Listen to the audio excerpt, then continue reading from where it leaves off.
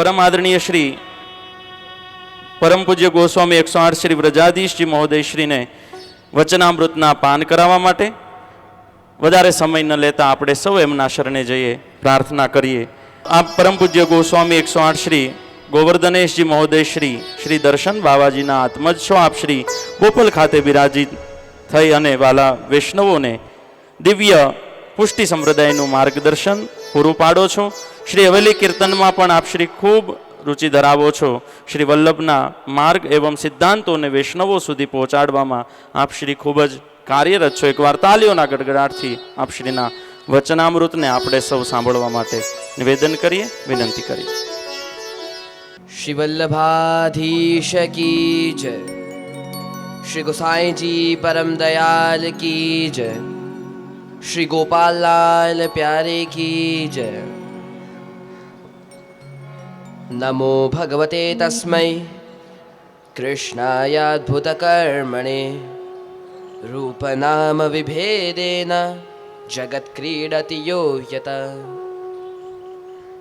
सौन्दर्यं निजुरुद्गतं प्रकटितं स्त्रीगूढभावात्मकं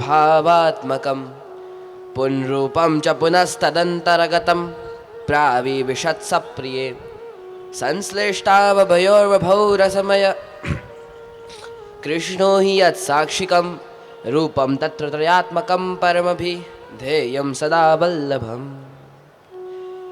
यस्यानुकम्पा वशतः सुदुर्लभं मानुष्यमाप्तं परमस्य पुंसः सर्वार्थदं दीनदयालुमेकं गोपाललालं शरणं प्रपद्ये।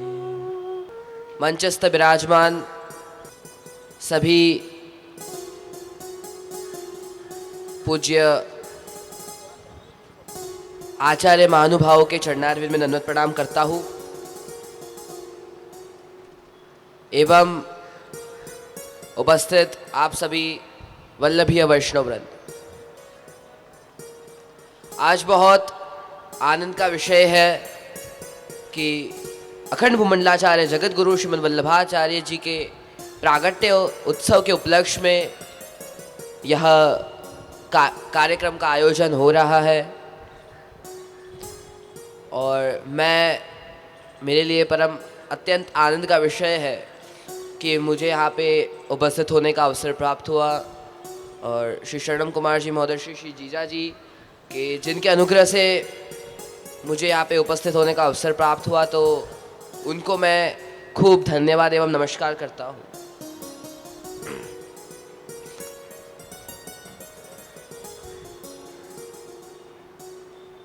प्रियजनों, जिस प्रकार से परब्रह्म श्री कृष्ण श्री ठाकुर जी के भूतल पे पधारने के कई विविध कारण बताए हैं, गीता जी में आप श्री आज्ञा करते हैं कि यदा यदा हि धर्मस्य ग्लानिर्भवति भारत अभ्युत्थानं धर्मस्य तदात्मानं सृजाम्यहम्। तो जिस प्रकार से श्री ठाकुर जी के भूतल पे पधारने के विविध कारण बताए हैं, उसी प्रकार से श्री आचार्य चरण के भी भूतल पे पधारने के विविध कारण बताए। जैसे देवी जीवों को शरण में लेना, साकार ब्रह्मवाद की स्थापना करना, मायावाद का खंडन करना, श्रीमद् भागवत के गूढ़ अर्थों को प्रकट करना आदि आदि। तो इसीलिए श्री प्रभुचरण श्री गोसाई जी आप वल्लभाष्टक स्तोत्र अंतर्गत आज्ञा करते हैं वस्तुतः कृष्ण एव,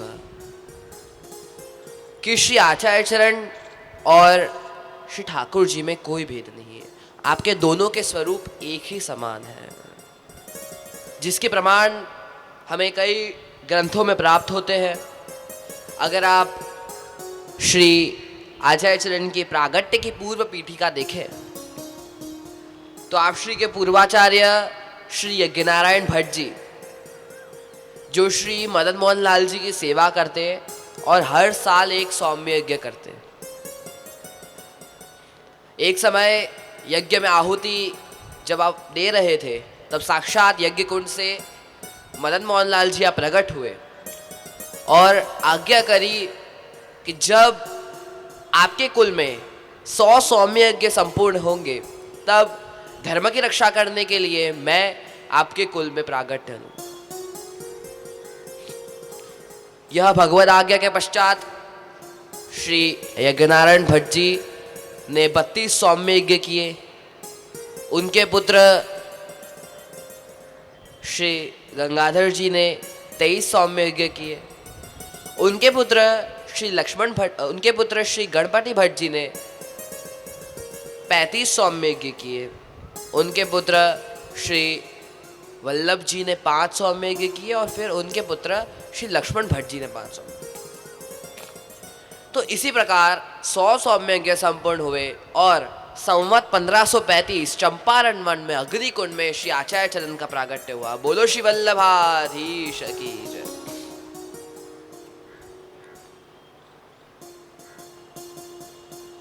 तो वैष्णवों, श्री आचार्य चरण आप अग्नि स्वरूप है। आपका प्रागट्य अग्निकुंड से हुआ और यह अग्नि कैसी अग्नि है? कोई प्राकृत लौकिक अग्नि नहीं। प्राकृत अग्नि तो वो होती है कि जिसके पास हम जाते हैं तो वो हमें पीड़ा देती है, कष्ट देती है। परंतु यह अग्नि कैसी है? तो श्री गोसाई जी आप वल्लभाष्टक अंतर्गत आज्ञा करते हैं, अज्ञानांधकार प्रशमन पटुता ख्यापनाय त्रिलोक्याम अग्नित्वं वर्णितं ते कविभिरपि सदा वस्तुतः कृष्ण एव। कि जो अज्ञान रूपी दोष हमारे मन में है, सहजादेश कालोत्था लोक अवेदि निरूपिता और काम क्रोध लोभ मोह मत्सर आदि आदि जो अंधकार रूपी दोष जो हमारे मन में है, तो ऐसे दोषों से निवृत्त करने वाली हमें यह अग्नि है।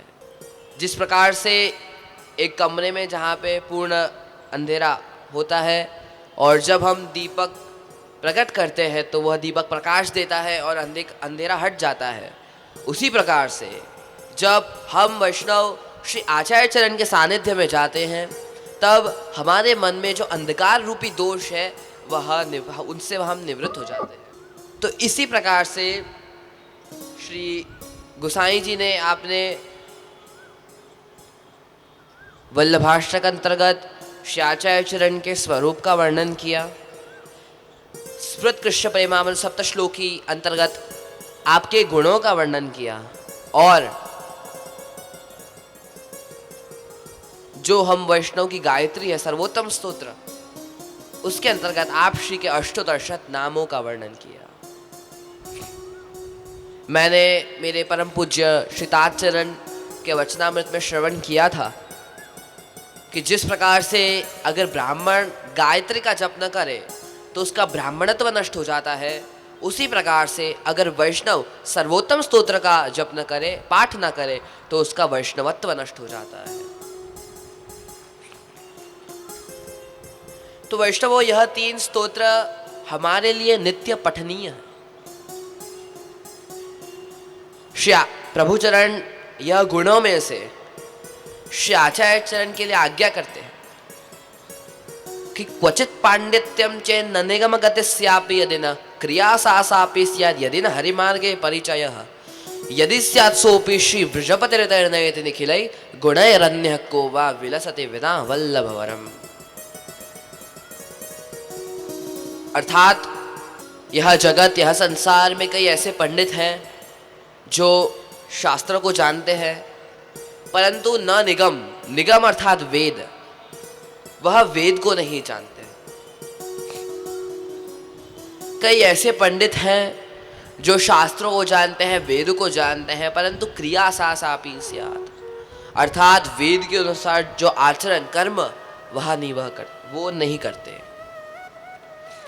कई ऐसे भी पंडित हैं जो शास्त्रों को जानते हैं, पुराणों को जानते हैं, वेदों को जानते हैं, वेद के अनुसार क्रिया करते हैं, परंतु न हरि मार्गे परिचय, हरि का मार्ग भक्ति मार्ग से वह परिचित नहीं है।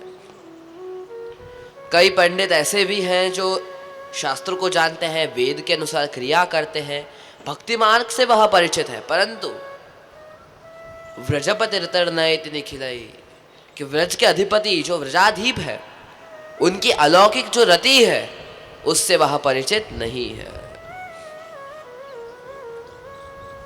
गुणैरन्य को वा विलसते विना वल्लभ वरम, तो ऐसे संपूर्ण गुण वाले केवल और केवल श्री वल्लभ ही है। जो पुराणों को जानते हैं, शास्त्रों को जानते हैं, वेदों को जानते हैं, वेद से वह परिचित है, उनके अनुसार आचरण करते हैं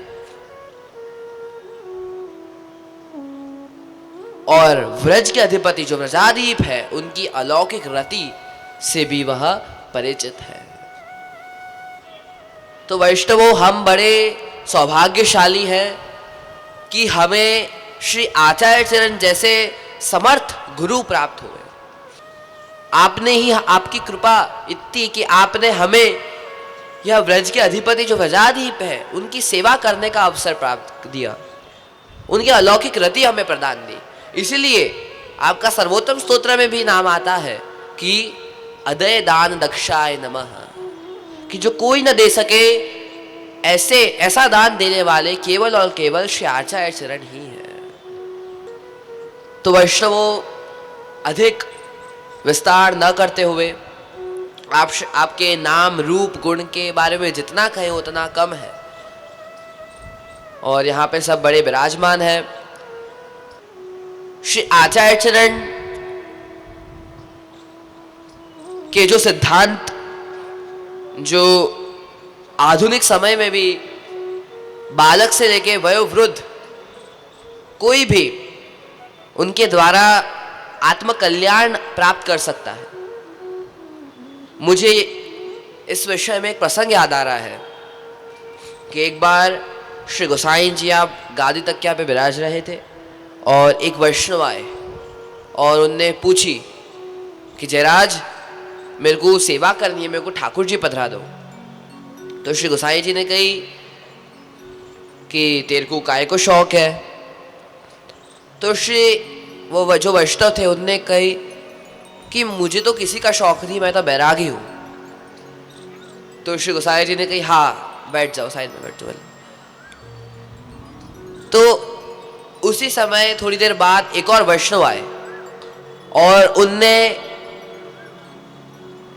वही विनती करी कि जरा मुझको सेवा पधरा दो, मुझको ठाकुर जी की सेवा करनी है।